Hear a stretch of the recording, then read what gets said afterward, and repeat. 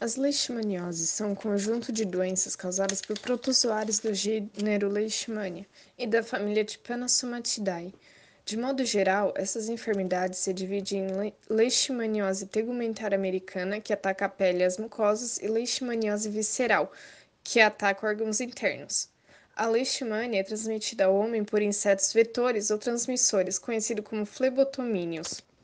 Os flebotomíneos são insetos pequenos de cor amarelada e pertencem à ordem Diptera, mesmo grupo das moscas, mosquitos, borrachudos e maruins. Apresentam um par de asas e um par de pequenas estruturas, chamados de halteres ou balancins, responsáveis pela estabilidade do voo e o zumbido característico dos dipteros. A diversidade de espécies de leishmania associada à capacidade de resposta imunitária de cada indivíduo à infecção está relacionada com as várias formas clínicas das leishmanioses. As leishmanioses tegumentares causam lesões na pele, mais comumente ulcerações, e, em casos mais graves, atacam as mucosas do nariz e da boca. Já a leishmaniose visceral, como o próprio nome indica, afeta as vísceras, sobretudo fígado, baço, gânglios linfáticos e medula óssea, podendo levar à morte quando não tratada. Os sintomas incluem febre, emagrecimento, anemia, aumento do fígado e do baço, hemorragias e imunodeficiência, e ataca principalmente as crianças. O diagnóstico parasitológico é feito através da demonstração do parasito por exame direto ou cultivo de material obtido dos tecidos infectados por aspiração, biópsia ou raspado das lesões. Para o diagnóstico, há também métodos imunológicos, como por exemplo o teste cutâneo de Montenegro e testes sorológicos, dos quais os mais utilizados são os ensaios imunofluorescência indireta e imunoenzimático. Para todas as formas de leishmaniose, o tratamento de primeira linha no Brasil se faz por meio do antimoniato de meglumina. Outras drogas utilizadas como segunda escolha são a afotericina B e a pentamidina. Vou falar sobre protozoários. São organismos unicelulares, eucariontes e heterotróficos, que juntamente às algas compõem o reino protista. A grande maioria dos protozoários possui vida livre, que são geralmente encontradas em ambientes aquáticos, locais úmidos, e entretanto, algumas espécies são parasitas. Bom, agora eu vou falar quais são os sintomas de amebiase. Bom, geralmente a amebiase é assintomática. E em seus estágios iniciais, apenas quando ela já está muito avançada, é possível detectar os sintomas da doença. Entre os principais sintomas de amebiase, podemos detectar dor e cólica abdominal, abdômen sensível ao toque, forte diarreia, presenção de sangue ou muco nas fezes, perda de peso e febre. E como é o tratamento da amebiase? A amebiase tem cura. E o tratamento ele é feito por meio de uso de medicamentos que mantêm os cistos e também as amebas resultantes da amebiase. A doença de Chagas, ou tripanossomia americana, é uma infecção parasitária antropozoonose, causada pelo protozoário flagelado Trypanosoma cruzi e transmitida pelo Triatomíneo, popularmente conhecido como bicho barbeiro. A doença apresenta curso clínico bifásico, aguda e crônica, sendo que a fase aguda, muitas vezes sem sintomas, pode evoluir para a fase crônica.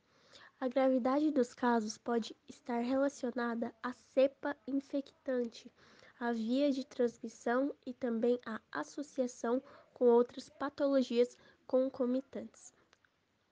Agente etiológico. É o protozoário flagelado Trypanosoma cruzi no sangue de vertebrados. Apresenta-se na forma infectante tripomastigota e nos tecidos na forma amastigota. Já nos insetos, ocorrem várias maturações, destacando-se a forma infectante, que são as formas encontradas nas fezes e urinas do inseto. Que nojo! E quanto aos vetores, os vetores são triatomíneos, São insetos, popularmente conhecidos como os bichos barbeiros em si, como eu tinha falado, E assim, relevantes questões são apresentadas, como a migração, a degradação do ambiente, condições socioeconômicas, habitações em condições precárias, ou perto de matas, Portanto, a colaboração da população é essencial na procura e identificação do barbeiro, devendo o proprietário colaborar na ação de combate ao vetor. Estágios evolutivos do vetor, triatomíneos. Bom, o desenvolvimento dos triatomíneos apresentam 3 fases: o ovo, ninfa e adulto. Os ovos levam cerca de 2 a 3 semanas para eclodir e são depositados diretamente no ambiente. Já na segunda fase do ciclo de vida, a ninfa se alimentará do sangue e sofrerá uma muda, passando para o segundo estágio e assim sucessivamente, até o quinto estágio de ninfa. A última muda originará o adulto, macho ou fêmea. A ninfa é diferente do adulto, porque ainda não apresentou o desenvolvimento das asas e dimorfismo sexual. Todos os estágios evolutivos necessitam do repasto sanguíneo para o desenvolvimento evolutivo, começando 3 dias após a eclosão dos ovos, podendo se tornar infectados por trypanosoma cruzi após a alimentação. Há diversas formas de transmissão, dentre elas a gente pode citar a transmissão vetorial, a qual com a picada do bicho barbeiro, a defecação das formas infectantes no ser humano pode acabar entrando em contato com a lesão provocada pela picada ou mucosas. A gente também tem a transmissão por via oral, que ocorre quando a ingestão de alimentos contaminados por triatomínio ou suas fezes e também por meio da ingestão de carne crua ou mal cozida provenientes da caça. É o tipo de transmissão que está associada a casos do surto da doença de Chagas.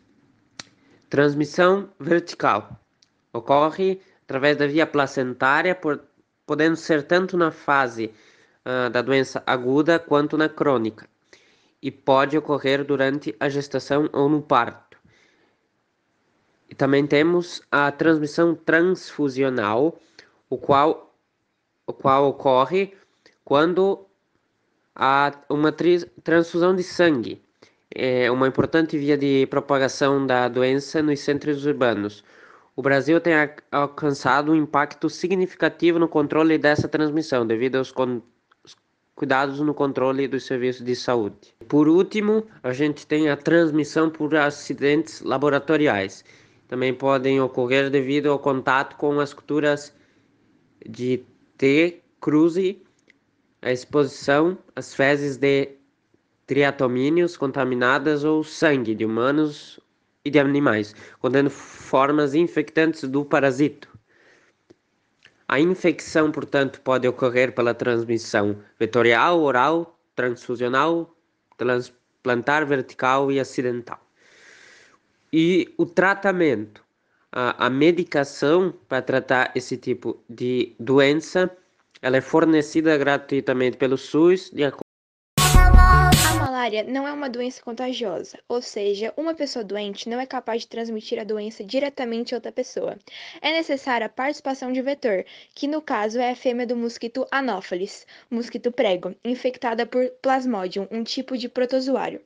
Esses mosquitos são mais abundantes nos horários crepusculares, ao entardecer e ao amanhecer, mas também são encontrados no período noturno, porém em menor quantidade. Como é feito o tratamento da malária? Após a confirmação da malária, o paciente recebe o tratamento em regime ambulatorial, com comprimidos que são fornecidos gratuitamente em unidades do Sistema Único de Saúde, o SUS. Somente os casos graves deverão ser hospitalizados de imediato. Quais são os sintomas da malária? Os sintomas mais comuns da malária são febre alta, calafrios, tremores, sudorese, dor de cabeça. Muitas pessoas, antes de apresentarem essas manifestações mais características, sentem náuseas, vômitos, cansaço e falta de apetite. Objetivos do tratamento contra a malária. O diagnóstico oportuno seguido imediatamente de tratamento correto são os meios mais efetivos para interromper a cadeia de transmissão e reduzir a gravidade e a letalidade por malária. O tratamento da malária visa atingir ao parasito em seu ponto-chave de seu ciclo evolutivo.